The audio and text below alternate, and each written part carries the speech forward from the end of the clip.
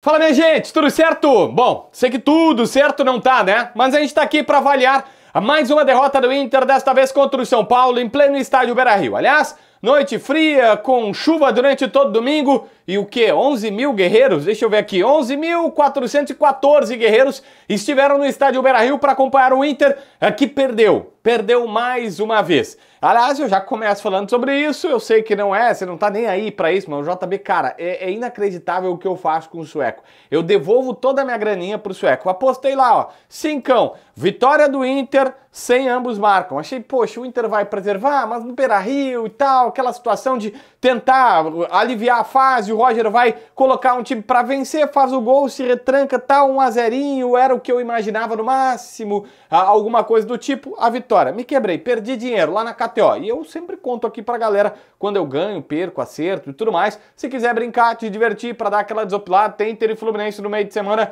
na descrição, no primeiro comentário, vai ter o link personalizado, beleza?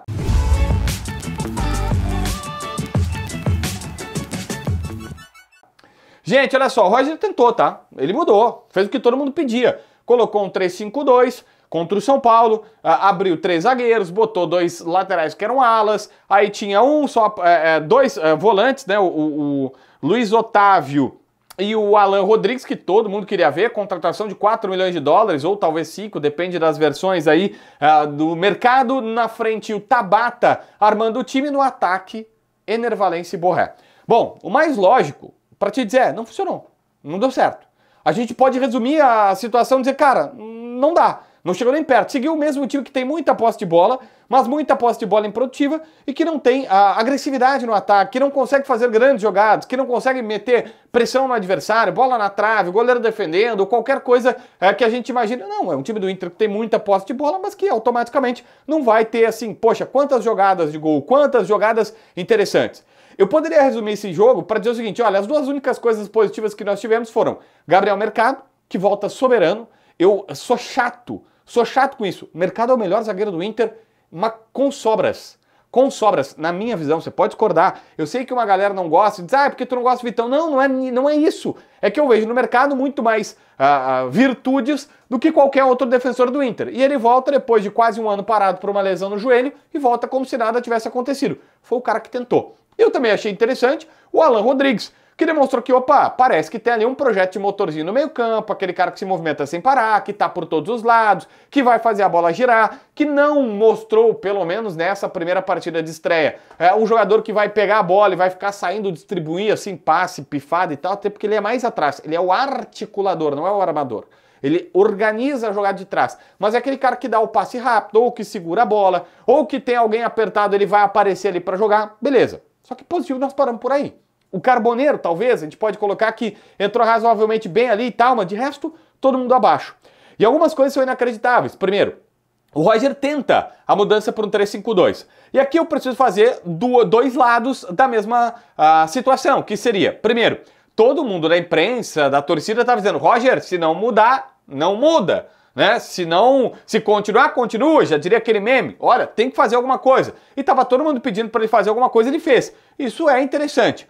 Mas também não adianta fazer alguma coisa e o resultado ser igual, ou a produtividade ser igual no mínimo. Porque o Inter poderia ter perdido, mas poxa, perdeu, mas jogou super bem. Não aconteceu. Absolutamente não aconteceu. E aqui eu preciso te dizer, poxa vida, né?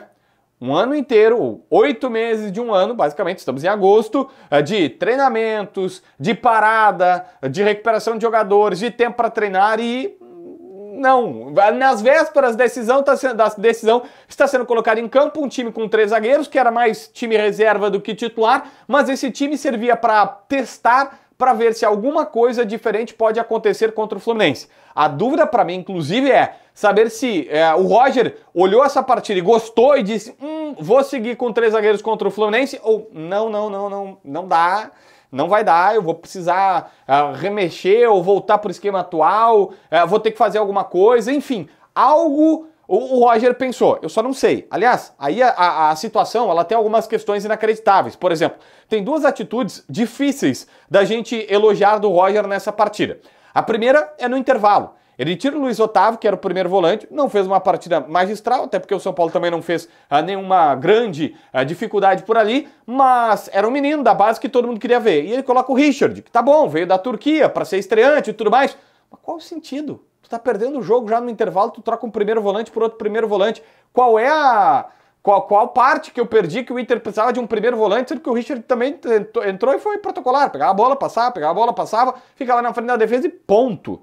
E aí no final do jogo, o Roger, claramente cabeça quente, querendo brigar com o jogador do São Paulo. Ah não, Roger, ah não, mas daí tu não pode perder a cabeça. Tá claro que, ao que parece, o futebol já se perdeu há muito tempo no Beira-Rio. A gente fica na dúvida se ele tem ainda o controle dos jogadores na mão. Mas assim, perder a cabeça é um pouco demais. Eu entendo que ele tá pressionado, eu entendo que é muito fácil falar aqui na temperatura ambiente da minha casa, ele tava lá, passando frio, chuva, tá sendo cobrado pelo torcedor, sabe que o trabalho não tá bom e tudo mais, mas o Roger é profissional justamente para isso, para chegar lá e ter a cabeça minimamente organizada e dizer, opa, peraí, eu não vou cair na provocação de um jogador de São Paulo, sabe-se lá o que ele fez. E aí, se tu tá antes de uma decisão contra o Fluminense, tu para e repensa dizendo assim, puxa vida, cara, como é que eu vou defender esse técnico? O time já não joga há muito tempo, o esquema, ninguém sabe qual que vai ser colocado em campo, o teu ataque não marca gol, o Wesley era o melhor jogador do time, parou de jogar, o Bernabei, aliás, e colocando algumas questões aqui, o Bernabei, vamos lá pros jogadores, tá? Em campo, no ataque tinha Borré e Ener Valencia, e eu preciso começar por aí, porque assim, a gente alivia muito pro Borré e fala muito do Ener Valencia. O Ener Valencia é indefensável, tá na cara que ele não parece mais querer estar aqui. O Ener Valencia não quer mais estar em Porto Alegre, ele não quer mais estar em Porto Alegre, não quer estar mais no Inter, não quer estar mais no Beira-Rio. Alguma coisa aconteceu. Eu tô quase criando a tese de Thiago Maia, Ener Valencia, jogadores que em algum momento já demonstraram insatisfação ou quiseram ir para outro lugar. Senta, chama, diminui o prejuízo. Diz, cara, se tu não quer, não adianta. O cara vai fazer que nem ele. Vai jogar a passos de formiga e sem vontade. Quando for substituído, vai ficar dando trote. O torcedor vai ter que vaiar e fica uma cena extremamente constrangedora. Não dá. Parece que tu não recupera mais esses jogadores. Mas a gente fala tanto dele e esquece do Borré. Vem cá, Tia, quando é que foi a última grande atuação do Borré? Eu sei que teve um gol que o Borré faz, que é uma bola que quica na grande área, ele finaliza. O juiz, pra mim, deu perigo de gol, tá? Eu acho que foi um erro da arbitragem, não vi a falta ali, mas eu não vou ficar focando na arbitragem aqui. A gente poderia ter, teve o gol do Borré. Mas, cara, o que o Borré tá entregando? Qual é a contribuição que ele tá fazendo? A dupla de zaga do Inter, de ataque do Inter, é extremamente, hoje, deficitária no quesito de entregar jogo, de entregar gol, de entregar qualquer coisa. Mas, assim, são tantos jogadores. O Tabata recentemente chegou na mesa do Roger e disse para ele na sua sala, dizendo, olha, eu quero disputar com o Alan Patrick, como um camisa 10, como um meia centralizado, porque ele se sente melhor ali, ele quer disputar. O Roger deu, então, uma chance de ouro. Olha, tá aqui, ó. Nós vamos jogar com 3 zagueiros, às vezes os 3 zagueiros eram 5, porque os 2 laterais voltavam, faziam uma linha de 5 lá atrás, e o Inter se protegia bem, então assim, ó, tu vai armar, tu vai organizar o time, tu não vai mais ficar precisando jogar pela ponta direita e tudo mais, vai onde tu quer. Não funcionou. Nem o gol de pênalti funciona para aliviar o Tabata. Ele absolutamente não conseguiu armar o time. O Thiago Maia entra no segundo tempo e é impressionante. Por isso que eu tô dizendo do Ener Valencia e do Thiago Maia, porque, cara, era só passe pro lado e pra trás. Passe pro lado e pra trás, passe pro lado e pra trás, passe pro lado e pra trás. A sensação que tem é tipo, meu Deus, por que não negociaram ele pro Santos? Vai pro Santos, o Inter ficou insistindo, queria coisa, queria isso, queria aquilo, não sei o que, tal. Devia ter colocado o Flamengo na parada, ter feito algum tipo de negociação, porque além do cara não estar performando, tu ainda fica toda hora com o Flamengo te cobrando corretamente, que tu deve de 4 milhões de euros pros caras, já tem 1,5 milhão de euros que tu não pagou. E 4 milhões de euros tu tem que pagar ainda pelo Thiago Maia e não pagaram nada. Velho, olha, dá agonia ver o Thiago Maia jogando no meio campo. O Bernabé não é nem sombra daquele jogador que já foi outrora. Daquele lateral ofensivo, agudo, que era extremamente dedicado no ataque, ajudava na defesa, mas o negócio dele era ser uma peça. Às vezes, no ano passado, a melhor jogada de ataque do Inter era pela esquerda com o Bernabé. Ele salvou vários jogos, fazendo gol, dando assistência, chutando, finalizando, estando para tabelar e tudo mais. Sumiu, desapareceu. E aí a gente tem algumas situações que são, bom, coletivas, porque o treinador, se o Bernabé, todo mundo, eu vou ficar citando todos os jogadores aqui, tão mal, opa, é treinador. Mas eu também preciso dizer o seguinte, o primeiro gol dos caras é uma bola parada que o Arboleda sobe no meio de 3 jogadores do Inter. E aí tem o Juninho e tem o Cleiton Sampaio do lado dele. Ninguém para o cara. Ninguém para o cara, ninguém consegue subir no corpo, ou para impedir ele subir. Ninguém conseguiu fazer. Marcação deficitária. Depois no segundo gol, tem 11 jogadores do Inter dentro da grande área, é uma bola que rebota de novo lá pro outro lado, o cara vai chutar, o Alan Benítez até, o lateral direito, tenta proteger, tenta fazer um abate, mas tá aos 3 metros do cara, deixa o cara chutar, chuta. Eu não sei, eu fiquei com uma dúvida se o Rocher poderia ter pego aquela bola, enfim, entrou. Aí também é um pouquinho de jogador, sabe? O Roger vai ser responsabilizado, mas tem algumas coisas dos jogadores que ali a tomada de decisão em campo, o que eles fazem em campo, às vezes precisa ser colocada nessa situação também. Por isso que eu coloco, olha, precisa ser cobrado o treinador, o Roger é o responsável por não conseguir fazer o time jogar, mas pelo menos nesses 2 gols a responsabilidade é dos goleiros que também não se ajudam.